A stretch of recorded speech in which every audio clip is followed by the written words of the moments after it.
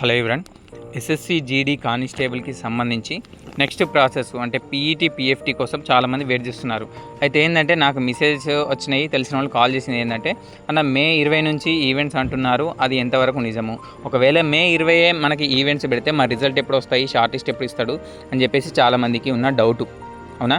So ఈ మే 20 నుంచి conduct చేస్తారని అయితే నాకైతే తెలియదు. బట్ ఎవరైతే మీకు వైరల్ చేస్తున్నారో అది మన మంచి కోసమే. ఎందుకంటే మీరు మే 20 నుంచే ఈవెంట్స్ అని ఫిక్స్ కాండి.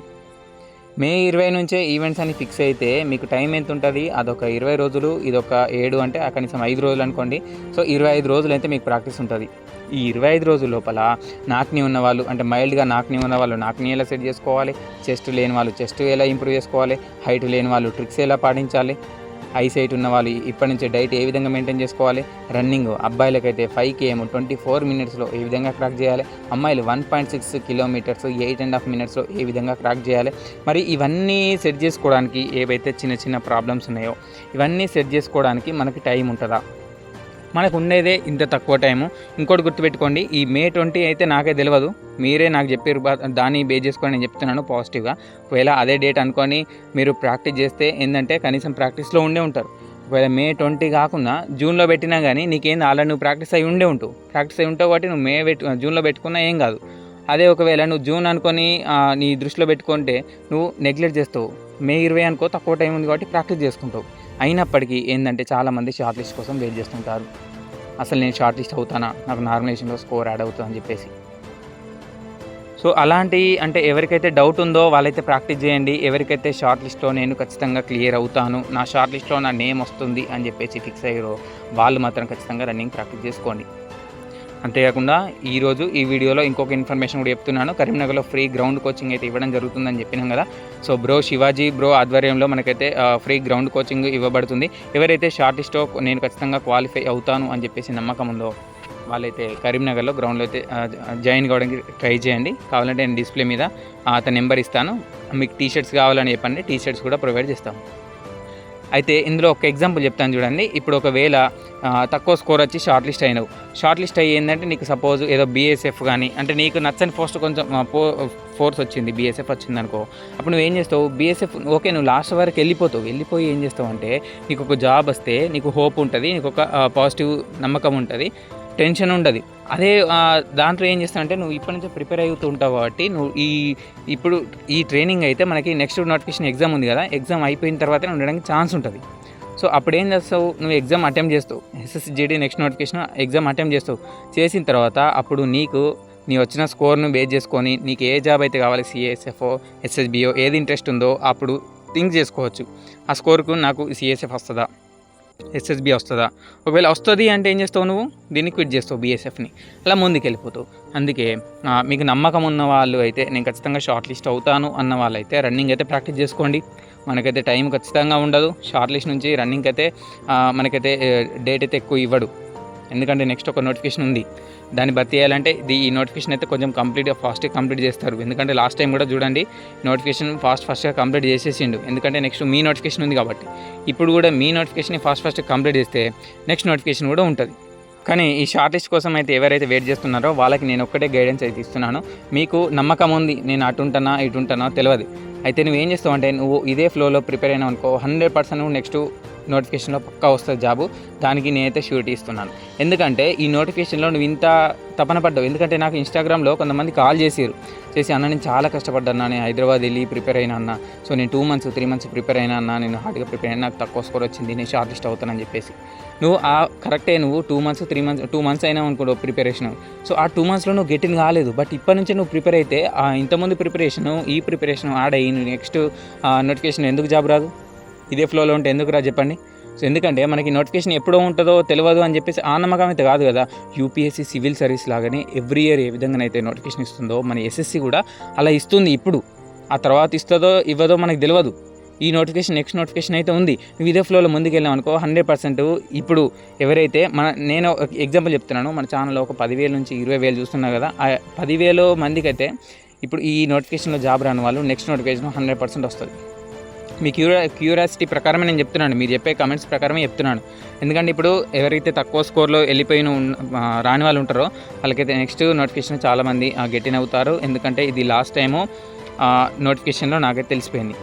ఎందుకంటే మన వాళ్ళ నుంచి అయితే నాకైతే వచ్చిన అనుభవం ఇది. లాస్ట్ నోటిఫికేషన్ అంటే మా అప్పుడు ఎవరికైతే రాలేదో వాళ్ళు ఏ విధంగా ప్రిపేర్ అయ్యారు, అలా ప్రిపరేషన్ ఫ్లోలో ఉండి నెక్స్ట్ నోటిఫికేషన్ క్లియర్ చేసుకొని ట్రైనింగ్లో ఉన్న వాళ్ళు కూడా నేను చెప్తున్నాను వాళ్ళని బేస్ చేసుకొని. ఓకేనా? మీరు బోరింగ్ అనుకోకుంటే వీడేదో స్పీచ్లు ఇస్తుండు అనుకోకుంటే ఒకటి చెప్తాను. మనందరము మిడిల్ క్లాస్ ఫ్యామిలీ నుంచి వచ్చిన వాళ్ళమే. ఎవరైతే రిచ్ వాళ్ళు లేరు, ఎందుకంటే కొంచెము రిచ్ వాళ్ళు అయితే దీంట్లోకి రారు. రిచ్ వాళ్ళు అంటే ఎంతో కొంత ల్యాండ్ ఉండి ఎంతో కొంత ఆస్తి ఉండి సో వాళ్ళు ఇటు రాని వాళ్ళు ఉంటారు. ఎందుకంటే వాళ్ళకి అవసరం లేదు ఈ జాబు. బట్ మన పరిస్థితి ఒకసారి మనం ఆలోచించుకోవాలి. మన ఇంట్లో ఎట్లుంటుంది, పొద్దున ఒకసారి అన్నం వండితే పొద్దున అదే తింటాము, మధ్యాహ్నం అదే తింటాము, నైట్ కూర ఉంటుంది, అన్నం లేకుంటే మళ్ళీ అన్నం వండుకుంటాం. అవునా? సో చాలామంది ఇలానే ఉంటుంది సిచ్యువేషన్. మరి అలాంటి సిచ్యువేషన్లో ఇప్పుడు మనము ఇంటికాడ హాయిగా ఫోన్ యూజ్ చేసుకుంటూ ఉంటే ఇంత మంచి నోటిఫికేషన్ ఉన్న ఈ టైంని మనం వేస్ట్ చేస్తున్నట్టే కదా. ఒకసారి ఆలోచించండి, వేస్ట్ చేస్తున్నట్టే కదా. మన వాళ్ళు ఏం చేస్తారు అంటే నువ్వు చెప్పే ఉంటావు ఇంట్లో షార్ట్ లిస్ట్ కోసం వెయిట్ చేస్తున్నాను, నెక్స్ట్ నోటిఫికేషన్ కూడా ఉంది అంటే ఈ షార్ట్ లిస్ట్ కోసం వెయిట్ చేస్తున్నాను, రన్నింగ్ డేట్ ఇచ్చిన తర్వాత రన్నింగ్ ప్రాక్టీస్ చేసుకుంటా అని చెప్పేసి నువ్వు ఈ కాలాన్ని ఏం చేస్తావు, నువ్వు వేస్ట్ టైంని ఏం చేస్తావు, నువ్వు టైంపాస్ చేస్తావు. నువ్వు డైలీ మొబైల్ యూజ్ చేసుకుంటాను ఎట్లనో ఇన్స్టాగ్రామ్లో ఒకసారి పోయినావంటే నువ్వు ఆల్మోస్ట్ బయటికి వెళ్ళవు. ఇక ఆ విధంగా జరిగిపోతుంటుంది. అందుకే నేను ఏం చెప్తున్నానంటే నువ్వు ఒక ఫ్లోలో స్టడీకి అయితే కాంటాక్ట్లో ఉండు, టచ్లో ఉండు. ఈ ఫ్లోలో నెక్స్ట్ నోటిఫికేషన్ అయితే 100% గెటిన్ అవుతావు. కానీ టైం అయితే వేస్ట్ చేసుకోకండి. ఎవరికైతే నమ్మకం ఉందో నేను షార్ట్ లిస్ట్ అవుతానని చెప్పేసి వాళ్ళు ఆల్రెడీ ప్రాక్టీస్ చేసే ఉంటారు, నాకు తెలిసి చేస్తుంటారు. సో ఇంకా ముందు అంటే నమ్మకం ఉన్న వాళ్ళు ప్రాక్టీస్ అయితే స్టార్ట్ చేసుకోండి. టైం అయితే ఉండదు. ఇక ఎవరికైతే అటా ఇటా అని ఉన్న వాళ్ళు ఏం చేస్తారంటే రన్నింగ్ ప్రాక్టీస్ చేసుకుంటేనే సరే కానీ చదువుకోండి, నెక్స్ట్ నోటిఫికేషన్ ఉంది. ఇదైతే ఈరోజు వీడియో. మే 20కి అయితే ఎవరికైతే ఈవెంట్స్ ఉంటాయి అని చెప్పేసి ఈ చక్కర కొడుతున్న ఈ ఉంటుందో ఈ వైరల్ న్యూస్, దాన్నే మీరు నిజం అనుకోండి. నాకైతే తెలియదు మే 20 నుంచి ఉంటాయని చెప్పేసి, వాళ్ళకి ఇన్ఫర్మేషన్ ఎట్లా వచ్చిందో కూడా తెలియదు. కానీ నేనేం చెప్తున్నానంటే మే 20 అనుకోండి. మే 20 అనుకుంటే ఏంటంటే ఉన్న టైంని కరెక్ట్గా యూటిలైజ్ చేసుకుంటారు. ఆ తర్వాత వాళ్ళు మే 20లో పెట్టుకొని లేదంటే జూన్లో పెట్టుకొని అప్పుడు నీకు ఈజీ అయిపోతుంది. కానీ ఎవరికైతే డౌట్ ఉందో వాళ్ళైతే నెక్స్ట్ నోటిఫికేషన్ ప్రిపేర్ కాండి. ఎవరైతే ఈ నోటిఫికేషన్లో నేను షార్ట్ లిస్ట్ అవుతాను అని నమ్మకం ఉందో వాళ్ళైతే ముందుకెళ్ళిపోండి. అచ్చా ఇంకొకటి చెప్తాను చూడండి. మా అప్పుడేమో ఆ ఈవెంట్స్ అప్పుడే అనుకుంటా, ఈవెంట్స్ కంటే ముందే కోవిడ్ టైం తర్వాత ఈ 100 days వర్క్ ఉంది కదా. ఎందుకంటే ఇంటి దగ్గర ఉండే ఉంటారు ఇప్పుడు చాలామంది. ఇప్పుడు ఏంటంటే ఈ Mahatma Gandhi national rural guarantee scheme ఉంది కదా, ఎంప్లాయ్మెంట్ గ్యారంటీ స్కీమ్. దాన్ని ఏమంటే 100 రోజుల పని అంటాం కదా, ఉపాధి హామీ పథకం. సో ఆ పనికి వెళ్ళేవాళ్ళం మేము. వెళ్తే ఏంటంటే అక్కడ టైంపాస్ అయ్యేది, చెమట వచ్చేది, చెమట వల్ల క్రిములు బయటికి వెళ్ళిపోయేటి, డబ్బులు వచ్చేటి. ఇవన్నీ మనకి ఒక రన్నింగ్ ప్రాక్టీస్ అయినట్టు అయ్యేది. యాక్టివ్లో ఉండేవాళ్ళం. అలా వెళ్ళడం వల్ల అసలు మేము వచ్చిన తర్వాత ఆ రోజు రన్నింగ్ ప్రాక్టీస్ చేయకుండా అన్ని రోజులు రన్నింగ్ ప్రాక్టీస్ చేయకుండా మంచిది అనిపించేది. అంటే నేనేదో మిమ్మల్ని పోయి ఆ పని చేయండి ఈ పని చేయండి అని చెప్తలేను, ఎగ్జాంపుల్ చెప్తున్నాను. ఇంటికాడ ఎవరైతే ఉన్నారో రన్నింగ్ ప్రాక్టీస్ చేసుకోకుండా, సో వాళ్ళు అలా వెళ్ళినా కానీ పర్లేదు, మనకి చాలా యూజ్ అయిపోతుంది. అవునా?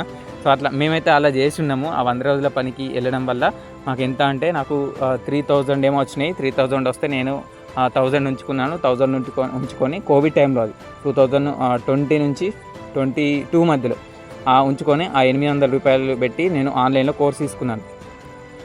నేను 1000 రూపాయలు ఉంచుకున్నాను. ఆ 1000 రూపాయల నుంచి 800 కోర్సు తీసుకున్నాను. మిగతా డబ్బులు మా అమ్మకి ఇచ్చేసినాను. ఆ 800 కోర్సు అదే నేను మ్యాథ్స్ క్లాస్ తీసుకున్నాను అప్పుడు కోర్సు. అప్పుడు ఆ కోవిడ్ టైంలోనే కంప్లీట్ చేసినాను. ఆ తర్వాత నేను ఎక్కడ కూడా కోచింగ్ తీసుకోలేదు. ఎందుకంటే ఒకసారి మనకు గైడెన్స్ ఉందనుకో, ఒకసారి మన క్లాస్ తిన్నానుకో సరిపోతుంది. ఇక మనం ప్రాక్టీస్ చేసుకోవచ్చు. ఇక మరీ ఆన్లైన్ క్లాసులు అంటే కష్టం. ఇక ఒక్కసారి నువ్వు క్లాస్ విన్నావా, సరే నోట్స్ రాసుకున్నావా, బాస్ ఇక అది నువ్వు తర్వాతనైనా పర్లేదు, నువ్వు ప్రాక్టీస్ చేసుకో. ఆ కాన్సెప్ట్ నువ్వు రాసుకున్న నోట్బుక్స్ తీసుకో. ఇక చాలామంది అడుగుతుంటారు కోచింగ్ వెళ్ళాలా నెక్స్ట్ నోటిఫికేషన్కి ఇప్పటి నుంచి అంటే, కోచింగ్ ఏంటంటే మనకి ఒక అడ్వైజ్. అంటే నువ్వు ఏ విధంగా చదవాలి, ఏది చదవాలో కాదు, ఏది వదిలిపెట్టాలో కూడా తెలియాలి. అవన్నీ ఏంటంటే కోచింగ్లు చెప్తారు. అయితే అడ్వాంటేజెస్ డిసడ్వాంటేజెస్ కూడా చెప్తాను చూడండి. కోచింగ్ సెంటర్లో ఏంటంటే నువ్వు డైరెక్ట్గా మ్యూచువల్ అయిపోతావు, నువ్వు ఇంటరాక్ట్ అయిపోతావు ఫ్యాకల్టీతోటి. సో అలా ఉంటేనే నువ్వు వెళ్ళు. నీకు ఏమైనా డౌట్ ఉంది అనుకుంటే నువ్వు సార్ని అడగగలను అని చెప్తే నువ్వు కోచింగ్కి వెళ్ళు. అది ఆర్పిఎఫ్ కానీ, ఎస్ఎస్సి జీడీ కానీ, ఆర్పిఎఫ్ ఎస్ఐ కానీ, సిపిఓ కానీ, దేనికైనా కానీ. అంతేగాని నువ్వు అక్కడికి వెళ్ళి ఏదో ఒక మూలలో కూర్చొని కోచింగ్ సెంటర్లు కూడా చూసి వాళ్ళు చెప్పింది రాసుకొని వాళ్ళు వేరిన తర్వాత మళ్ళీ నువ్వు వెళ్ళిపోతా అంటే నీకు దానికంటే ఆన్లైన్ బెటర్. ఆఫ్లైన్కి ఆన్లైన్కి తేడా ఏంటంటే ఆఫ్లైన్లో ఏంటంటే నీకు ఏమన్నా డౌట్ ఉన్నా కానీ కాంటాక్ట్ అవ్వచ్చు, అంటే ఇంటరాక్ట్ అవ్వచ్చు ఫ్యాకల్టీ తోటి. సో ఎందుకంటే మళ్ళీ అందులో ఇంకొకరు లేపిన డౌట్కి ఇంకొకరు మనకైతే అలా తెలిసిపోతుంది. అంతేగాని నువ్వు అక్కడికి వెళ్ళి ఏదో ఒక మూల కూర్చొని రాసుకుంటా అంటే దానికంటే ఆన్లైనే బెటర్. ఎందుకంటే సోర్స్ మనకి చేతిలో మొబైల్ ఉంది అంటే ఒక పెద్ద మన చేతిలో ధైర్యం ఉన్నట్టే, మనకు ఒక పెద్ద బుక్స్ ఉన్నట్టే, బుక్స్ లిస్ట్ ఉన్నట్టే మొబైల్ ఉంది అంటే. ఆ విధంగా యూటిలైజ్ చేసుకోండి. ఇది అయితే ఈరోజు వీడియో. మీకు ఇది బోరింగ్ అనిపించవచ్చు, మరి ఎక్స్ట్రాలు చెప్తుండు అనిపించవచ్చు, ఏమన్నా అనుకోండి.